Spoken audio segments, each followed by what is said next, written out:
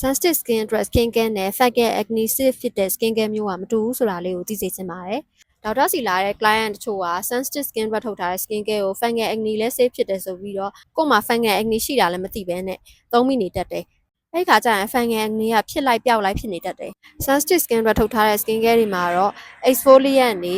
မကောင်းတဲ့ alcohol နဲ့ fragrance တွေနဲ့ဓာတ်တက်တဲ့ sulfate နဲ့တာရှိတဲ့ပစ္စည်းတွေမပါဝင်ပါဘူး။ဒါပေမဲ့ sensitive skin အတွက်ထုတ်ထားတဲ့ skin care တွေမှာအဆီလိုမျိုး polysulfate ester တွေတခြားအဆီတွေပါတတ်ပါတယ်။အဲ့ဒါကြောင့် sensitive skin အတွက်ထုတ်ထားတဲ့ skin care တွေဟာ fungal acne safe မဖြစ်ပါဘူး။ fungal acne ရှိတဲ့လူတွေအဲ့ skin care မျိုးကိုသုံးလို့မရပါဘူး။ fungal acne safe skin care တွေကကြတော့ခုနကပြောတဲ့ fungal acne ကိုဖြစ်စေတဲ့အဆီတွေ ester တွေမပါတတ်ပါဘူး။ sensitive skin အတွက်လည်း safe ဖြစ်တယ်။ fungal acne ဖြစ်တတ်တဲ့သူတွေအတွက်လည်း safe ဖြစ်တဲ့ skin care မျိုးတွေလည်းရှိပါတယ်။အဲ့လိုနှမျိုးလုံးအတွက် safe ဖြစ်တဲ့ skin care တွေကြတော့ခုနကပြောတဲ့ product တွေမပါဝင်မှရမှာပါ။ဒါကြောင့်မို့ကိုက sensitive skin လည်းဖြစ်တယ် fungal acne လည်းဖြစ်တတ်တယ်ဆိုရင်တော့ sensitive skin အတွက်လည်း safe ဖြစ်တယ် fungal acne အတွက်လည်း safe ဖြစ်တဲ့ skin care မျိုးကိုရွေးချယ်ပြီးအသုံးပြုသင့်ပါတယ်။ fungal acne အကြောင်းအသေးစိတ်ကိုတော့နောက်ဗီဒီယိုလေးမှာထပ်ပြီးပြောပြပေးပါမယ်။